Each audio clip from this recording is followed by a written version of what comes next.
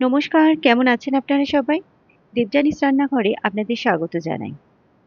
শীতকাল মানেই কিন্তু নানা রকমের পিঠে। পিঠে খেতে কিন্তু আমরা সবাই ভীষণ ভালোবাসি। কিন্তু তার মধ্যে আমার ভীষণ প্রিয় একটা পিঠে হচ্ছে এই চিতই পিঠে। টেক্সচারটা দেখে বুঝতেই পারছেন কতটা সফট হয়েছে এবং পেছনটা কতটা ক্রাঞ্চি হয়েছে। আর এই গরম গরম নরম তুলতুলে চিতই পিঠে গুড়ের রসে চুবিয়ে যদি খাওয়া যায় তাহলে কিন্তু দিনটাই জমে যায়। আপনারা হয়তো অনেকেই এভাবে খেয়ে থাকেন। আজকে আমি কিভাবে বানিয়েছি সেই রেসিপিটা শেয়ার করলাম।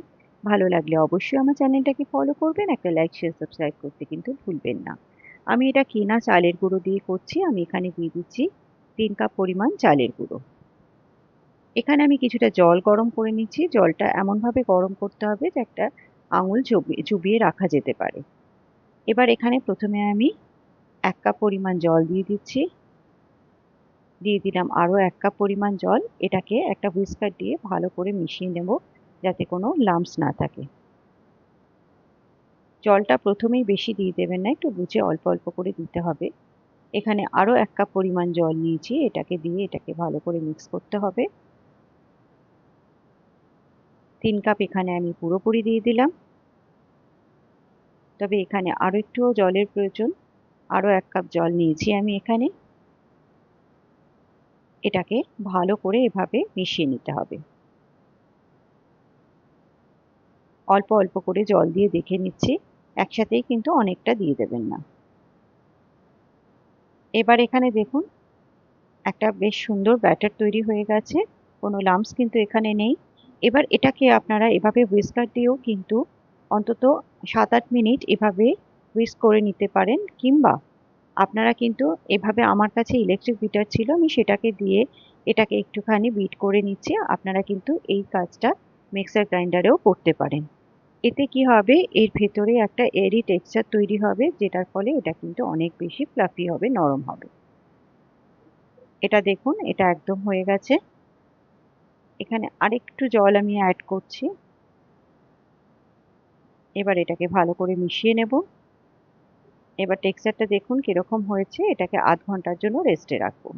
আধ ঘন্টা বাদে এখানে আমি দিয়ে দিচ্ছি হাফ টিএসপি বেকিং পাউডার আর দিয়ে দিচ্ছি সামান্য একটু নুন। এবার এটাকে ভালো করে মিশিয়ে নেব। আর একটু জল আমি এখানে দিলাম যেহেতু ব্যাটারটা একটু থিক লাগছে।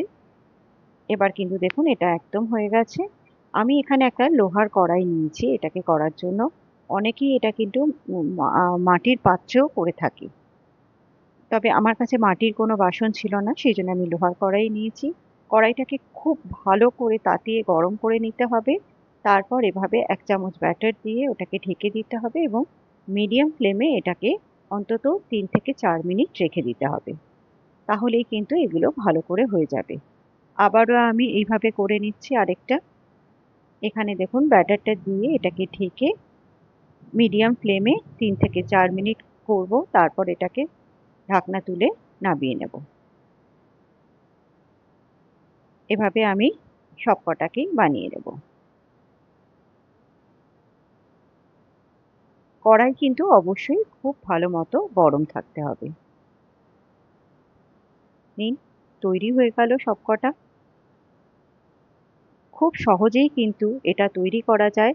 আপনারা অনেকেই হয়তো এভাবে অনেক তৈরি করেও থাকেন এবং শুধু আ গুড়ের রস কিংবা গুড় দিয়েই নয়, এটা কিন্তু সবজি দিয়েও অনেকে খেয়ে থাকেন এবং সেটা দিয়েও খেতে কিন্তু দারুণ লাগে। আমার তো ভীষণই ভালো লাগে।